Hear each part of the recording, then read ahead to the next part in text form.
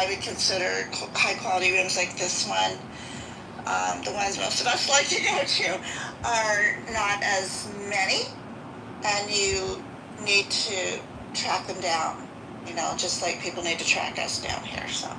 Right.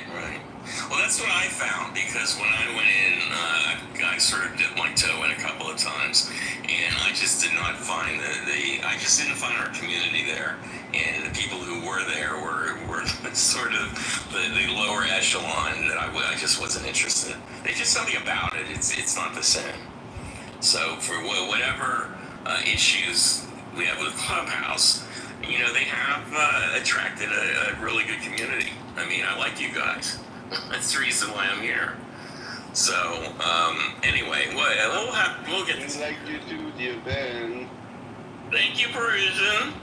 All right, so let's get the room started and ignore that jerk. What I wanted to do is Steve Appel got here pretty early, and because he wanted to hear my song, that's what it was. But he put a link in, and I imagine it perhaps could do with something with Los Angeles, and I was feeling a little homesick. So I thought we'd start out with Steve Appel. Did you want to talk about the link? I have no idea what the link is or what you wanted to bring up, but go ahead. Good morning, Ben. Good morning, Deep State Patriots, and what a pleasure it is to be back in the best, and I mean number one, defeat Donald Trump at all costs echo chamber on Clubhouse. I love it not only when I have the time, but I have the reason to come in. And the link that I put in the chat is the reason. From NBC News, the trumpet, you see a little bit of news. Yeah.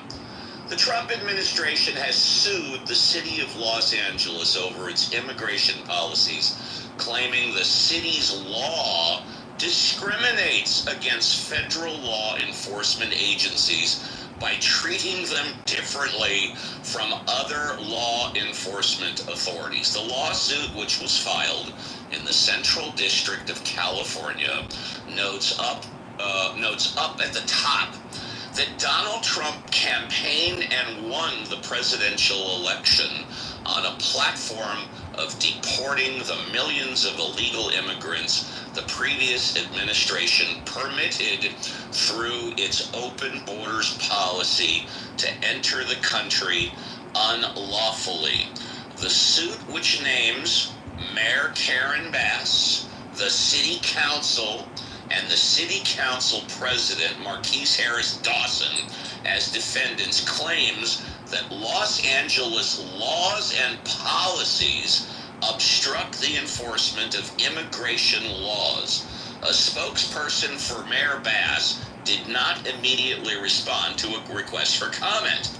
Sanctuary policies were the driving cause of the violence, chaos, and attacks on law enforcement that Americans recently witnessed in Los Angeles. Attorney General Pam Bondi said in a statement, jurisdictions like Los Angeles that flout federal law by prioritizing illegal aliens over American citizens are undermining law enforcement at every level. It ends under President Trump. The lawsuit comes weeks after protests over the administration's deportation efforts exploded in Los Angeles. The protesters, along with Mayor Bass in California, Governor Gavin Newsom, who I affectionately refer to as the Gav, have become key targets for the Trump and his allies. And guys, it'll finish up right here. The Trump administration has taken an aggressive approach to immigration, reassigning resources from other areas to immigration enforcement.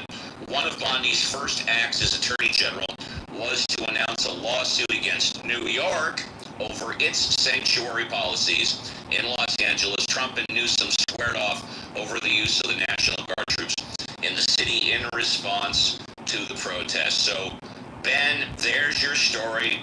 Donald Trump is suing Mayor Bass and Los Angeles. Whoa. Wow.